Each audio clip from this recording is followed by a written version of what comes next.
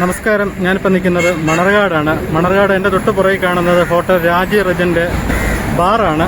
ഇന്ന് പുലർച്ചെ മുതൽ ഇവിടെ എക്സൈസ് ഡിപ്പാർട്ട്മെൻറ്റിൻ്റെ റെയ്ഡ് നടക്കുകയാണ്. അപ്പോൾ അവർ 2 ദിവസമായിട്ട് മണർകാട്ട് റൂമെടുത്ത് താമസിച്ച് അവരെ വ്യക്തമായിട്ട് നിരീക്ഷിച്ചതിന് ശേഷമാണ് ഇവിടെ ഫ്രൈഡേ ആണ് പുലർച്ചയോടുകൂടി കച്ചവടം നടന്നു എന്നുള്ള അറിഞ്ഞുകൊണ്ട് തന്നെയാണ് ഇവർ ഇവിടെ റെയ്ഡ് നടത്തിയിരിക്കുന്നത്. അതിൻ്റെ വിശദാംശങ്ങളിലേക്ക് കിടക്കുകയാണ്.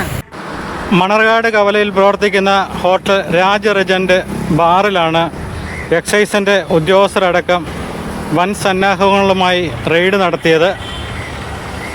ഇന്ന് ഓഗസ്റ്റ് 15 ഡ്രൈഡേ ആണ്. ഇന്ന് ബാറിൽ വിൽപ്പന നടത്തുന്നുണ്ട് എന്നറിഞ്ഞുകൊണ്ട് തന്നെയാണ് എക്സൈസ് സംഘം റെയ്ഡ് ചെയ്തത്.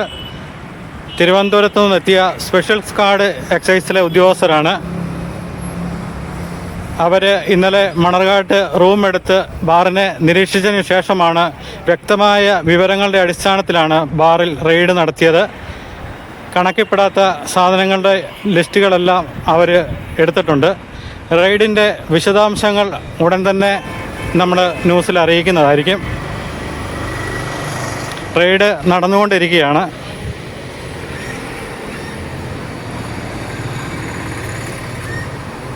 ഒരുപാട് പരാതികളാണ് ഈ ബാറിനെ പറ്റി വന്നുകൊണ്ടിരുന്നത്.